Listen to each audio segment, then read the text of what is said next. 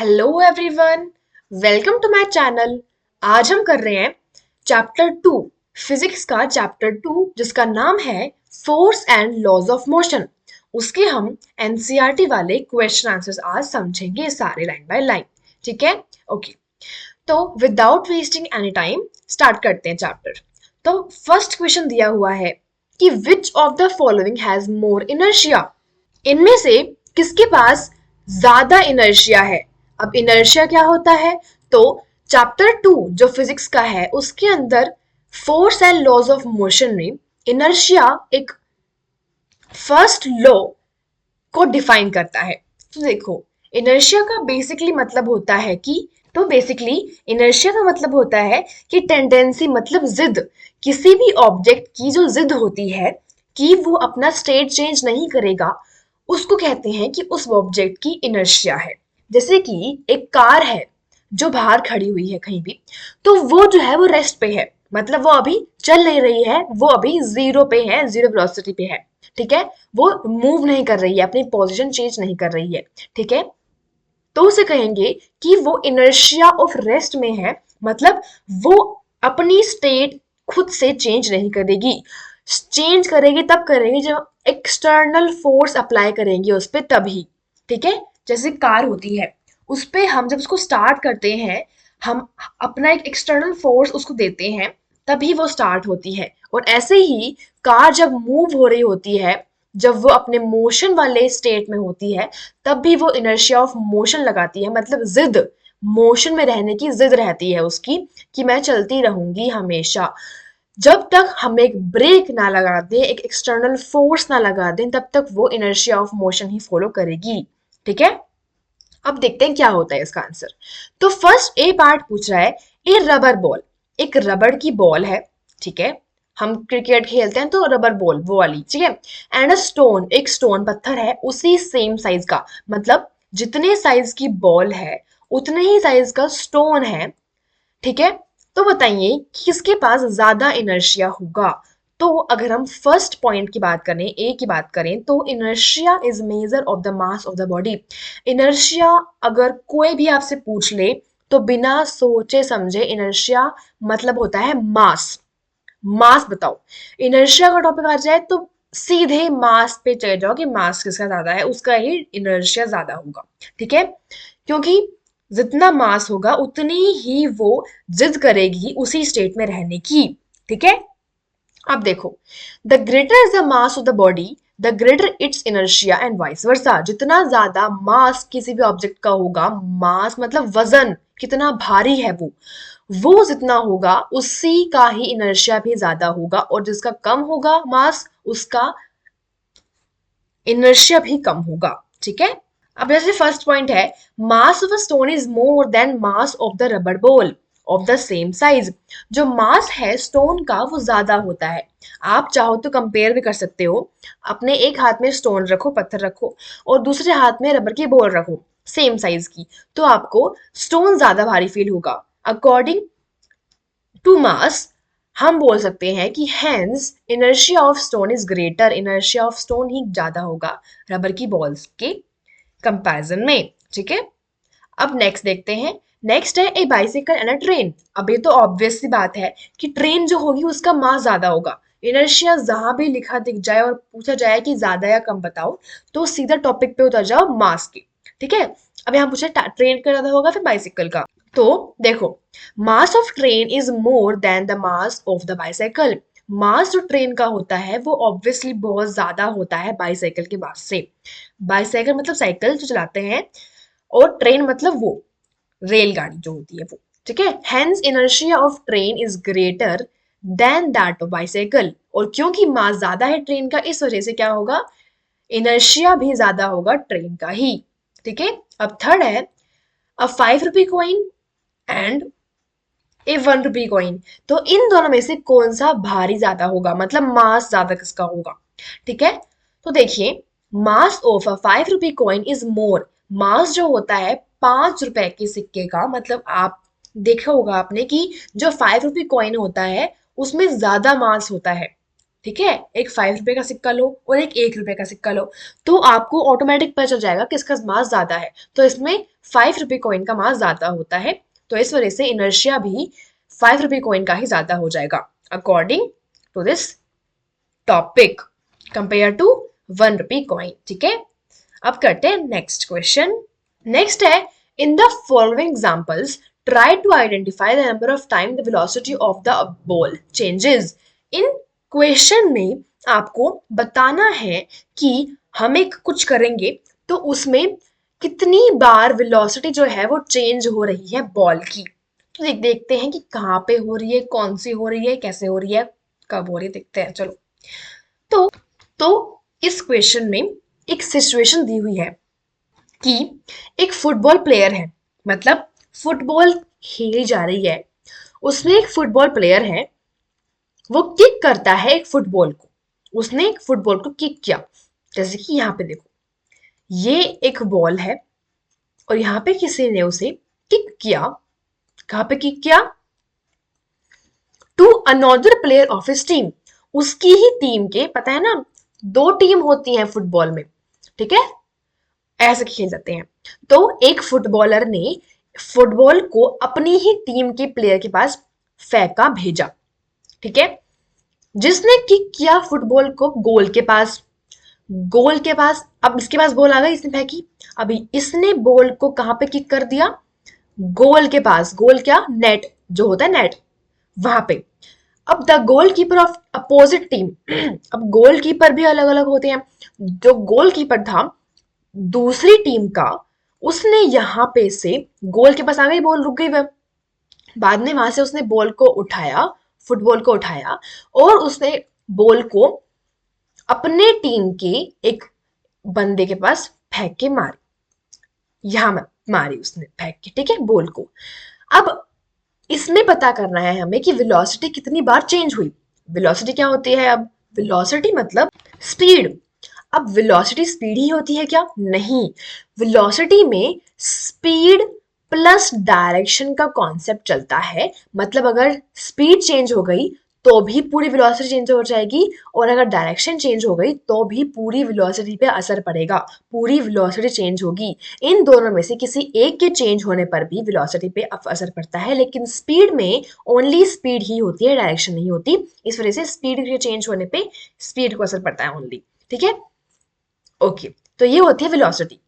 अब देखते हैं चलो इसका आंसर क्या होगा। फिर इसमें फाइंड आउट करना है हमें agent supply the force in each case, किस टाइप से फोर्स फेंका गया है हर एक केस में, हमें ये बताना है। तो देखते हैं फिर इसका आंसर। अब देखो, सबसे पहले क्या हुआ होगा कि as a football player kick the football, पता है हमें कि यहाँ पे स्टार्टिंग में क्या हुआ, फुटबॉल प्लेयर ने फुटबॉल को किक कर दिया, चलो कर दिया उसने किक। अब उसने जब किक किया तब गेम स्टार्ट ही हुआ होगा ऑब्वियसली। अब गेम स्टार्ट हुआ है तो बॉल को पहले वो लेके आया होगा, तो बॉल पहले कितनी भी होगी? जीरो वेलोसिटी भी होगी, वेलोसिटी नहीं होगी उसकी। बाद में उसने उसे फेंका और उसकी कोई सर्टेन वैल्यू आ गई, किसकी? वेलोसिटी की। उसने उसे स्पीड से फेंका, तभी तो वो उसकी टीम के प्लेयर के पास गई, तो उसने फेंका, तो वो जीरो पे थी यहाँ पे बॉल, और यहाँ पे उसकी वेलोसिटी चेंज हो गई, ठीक है। अब क्या हुआ? The value, the velocity of a ball get changed, इसमें वेलोसिटी ऑब्जेक्ट की चेंज हो गई, डायरेक्शन भी चेंज हो गई। पहले डायरेक्शन और स्पीड कुछ भी नहीं था, अब डायरेक्शन भी आ गई और स्पीड भी आ गई, तो बोलेंगे कि वेलोसिटी चेंज हो गई एक बार तो। अब in this case the player applied a force to change the velocity of ball, अब बाद में जब इसके पास आ गई तो उसने भी पहले अपने पैर के पास रखी होगी बॉल को, और बाद में उसने किक की होगी, है ना। तब क्या हुआ, उसने क्या कहाँ पे किक की बॉल को? गोल पोस्ट पे, जहाँ पे नेट होता है वहां पे उसने किक की। उसके बाद क्या हुआ? उसके बाद भाई डायरेक्शन ऑफ बॉल चेंज हो गई, क्योंकि पहले बॉल ऐसे आ रही थी, है ना, ईस्ट में आ रही थी, बाद में उसने यहाँ पे साउथ में किक कर दिया क्योंकि यहाँ पे गोल था। अब वेलोसिटी दोबारा चेंज हो गई क्योंकि डायरेक्शन चेंज हो गई। अगर वेलोसिटी, सॉरी, स्पीड चेंज ना भी हुई होती तब भी डायरेक्शन तो चेंज हुई, और इसीलिए वेलोसिटी भी चेंज होगी, तो therefore its velocity also changes. In this case the player applied a force to change the velocity of ball. अब बाद में क्या हुआ, गोलकीपर ने कलेक्ट कर ली बॉल।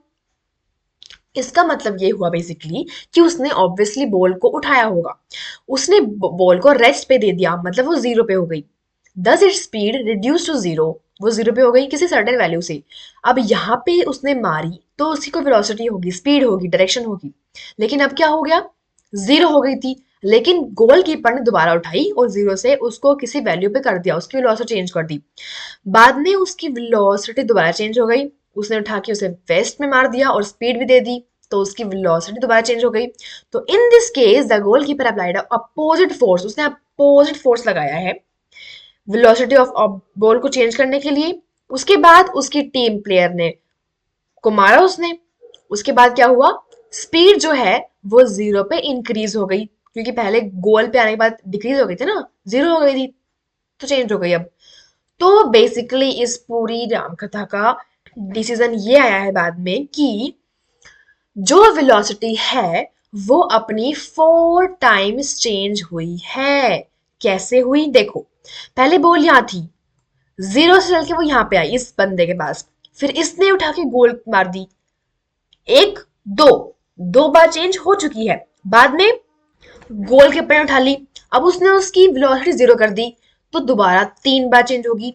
उसके बाद गोलकीपर ने उठा के उसके ही टीम के एक इंसान के पास उसने बॉल को भेज दिया, तो चौथी बार भी उसने वेलोसिटी चेंज कर दी, तो बोलेंगे कि उसकी वेलोसिटी 4 टाइम्स चेंज हुई है।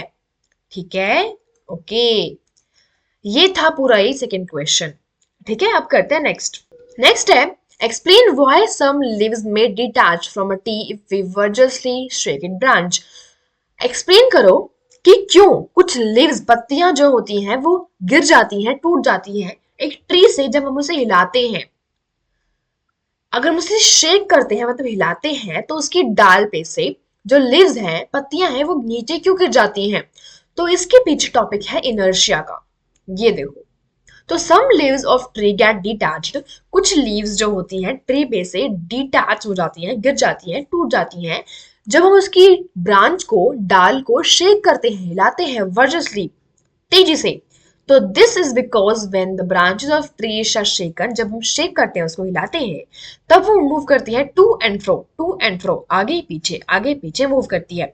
But it is leaves tend to remain at rest, पर उसकी लिव्स जो होती हैं वो रेस्ट पे ही रहना चाहती हैं। इनर्शिया का टॉपिक क्या था कि कोई भी ऑब्जेक्ट जब अपनी बॉडी को उसी स्टेट में रहने दे जिस स्टेट में वो पहले था, उसे कहते हैं, उसकी जिद है कि मुझे उसी स्टेट में रहना है, मुझे उसी स्टेट में रहने दो, तो वो rest, inertia of rest follow करती है कि लिव्स को मुझे रेस्ट पे ही रहना है। This is because of inertia, inertia की वजह से ही लिव्स रहना चाहती हैं टू एंड फ्रो मोशन में। सॉरी, जो लिव्स हैं वो रेस्ट पे ही रहना चाहती हैं, वो रेसिस्ट करती हैं, मना करती हैं कि भाई नहीं, टू एंड फ्रो मोशन मुझे नहीं है चाहिए, मुझे बस रेस्ट में रहना है। तो इसी रीजन की वजह से जो लिव्स होती हैं वो नीचे गिर जाती हैं जब उसे हम शेक करते हैं। अब इनर्शिया का टॉपिक समझ में आया, लेकिन नीचे क्यों गिरती हैं ये। तो जब हम ट्री को वर्जसली, तेजी से शेक कराते हैं, तब इसमें लीव्स का कनेक्शन ट्री की ब्रांच से टूट जाता है, तो उससे वो नीचे गिर जाती हैं। और इनर्शिया ऑफ रेस्ट भी तो फॉलो करती है वो, कि भाई हाँ मैं तो रेस्ट में ही रहूंगी, मैं अपनी स्टेट चेंज नहीं कर रही। तो इस वजह से वो अपनी जिद पे अड़ी रहती हैं, और बाद में क्या होता है, वो एक टाइम पे कनेक्शन टूट जाता है उनका और वो नीचे आके गिर जाती हैं। ठीक है, this is how we saw this question. ठीक है, अब देखते हैं नेक्स्ट फोर्थ वाला। तो फोर्थ बोल रहा है, why do you fall in the forward direction when a moving bus brake to a stop and fall backward when it accelerates from rest। तो कभी आपने सोचा है कि जब कभी भी आप कार में ट्रेवल कर रहे हो, स्कूटी में ट्रेवल कर रहे हो, या फिर किसी भी ऑटोमोबाइल में ट्रेवल कर रहे हो, ऑटोमोबाइल में सारी की सारी व्हीकल्स आ जाते हैं, ठीक है। तो जब भी आप ट्रैवल कर रहे हो, तो कभी सोचा है आपने कि आप आगे और पीछे जब ब्रेक या फिर स्टार्ट होती है कार, तब हम आगे और पीछे क्यों मूव करते हैं? तो देखो, बेसिकली क्या होता है, हमारे साथ में इनर्शिया का कॉन्सेप्ट फॉलो होता है। तो जैसे कि मान लीजिए ये एक कार है, ठीक है, ये कार बना दी हमने, ठीक है। अब ये कार जो है ये पहले मोशन में थी पहले कार। अब एकदम से स्टॉप आ गया किसी का, मान लीजिए स्कूल बस है, ठीक है, किसी का स्टॉप आ गया, उसे उतारना है।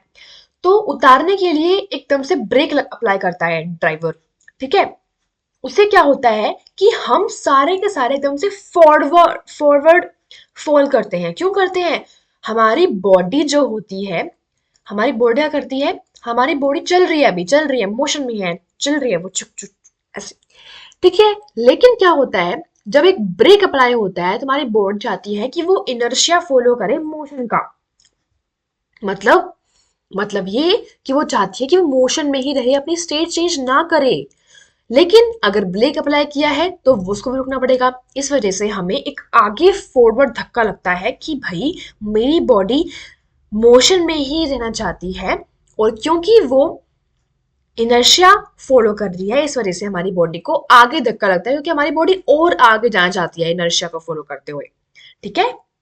अब एक और टॉपिक आता है जिसमें होता है कि जो पूछता है कि देखो, अब जैसे एक और कार ले लेते हैं अपन। अब ये वाली कार जो है ये रुकी हुई है, ठीक है, ये रुकी हुई है कार, स्टॉप आया था ना यहाँ पे, अब वो रुक गई थी। अब जब वो दोबारा स्टार्ट होगी तब हमें बैकवर्ड धक्का लगता है। अब ये क्यों होता है? हमारी बॉडी को पहले उसने रेस्ट पे दे दिया, अब रेस्ट से वो एकदम से मोशन में लेके जा रहा है ड्राइवर। तो हमारी बॉडी चाहती है कि हम रेस्ट में ही रहें भाई। हमें आपने अभी रेस्ट में छोड़ा था, तो हमें अभी भी रेस्ट में ही चाहते हैं रहना, क्योंकि हम एक इनर्शिया ऑफ रेस्ट फॉलो कर रहे हैं जो कहता है कि हम जिद पे रहेंगे, हम रेस्ट में ही रहेंगे। इस वजह से वो पीछे धकेलता है हमारी बॉडी को कि भाई मुझे रेस्ट में ही रहना था, जो पहले थी मेरे स्टेट पे उसी स्टेट पे रहना है मुझे। तो इसलिए वो वापस पीछे मूव करती है, बैकवर्ड धक्का लगता है हमें, ठीक है। तो इस वजह से हमें ये backward and forward movement feel होती है, फील एक्सपीरियंस करते हैं हम इस चीज को, ठीक है। और यहाँ पे भी ये लिखा हुआ है, everybody try to maintain its state of motion और state of rest. If a body is at rest it try to remain at rest, वो हमेशा चाहेगी मैं रेस्ट में ही रहूं। If a body is moving then it try to remain in motion, अगर body move में है, मूवमेंट कर रही है, तो वो चाहेगी कि मूवमेंट ही करती रहूं। इन a moving bus a passenger move with the bus and driver apply brake, the bus come to rest, driver ने अप्लाई किया ब्रेक और बस किस में आ गई, रेस्ट में आ गई। But the passenger try to maintain he state of motion, वो चाहता है कि मैं कंटिन्यू रखूं अपनी state of motion. As a result the forward force is exerted on him. Similarly a passenger tends to fall backward when the bus accelerates from rest. This because when the bus accelerates, the inertia of passenger tends to oppose the motion of bus. Hence, the passenger tend to fall backward when the bus accelerates forward. ठीक है, ये इसका answer था। ठीक है, I hope आपको ये सारे क्वेश्चन समझ में आए होंगे, प्रॉपरली समझ में आए होंगे। और कोई भी दिक्कत लगी है तो मुझे कमेंट करके आप पूछ सकते हैं, ठीक है। और यहीं तक था अपना सेशन ये वाला। तब तक के लिए आप मेरी वीडियो पे बने रहिए, और मैं ऐसी वीडियोस रोज डालती रहूंगी। तो मेरे चैनल को सब्सक्राइब कर दीजिए, लाइक कर दीजिए, शेयर कर दीजिए। Okay, thank you, bye bye.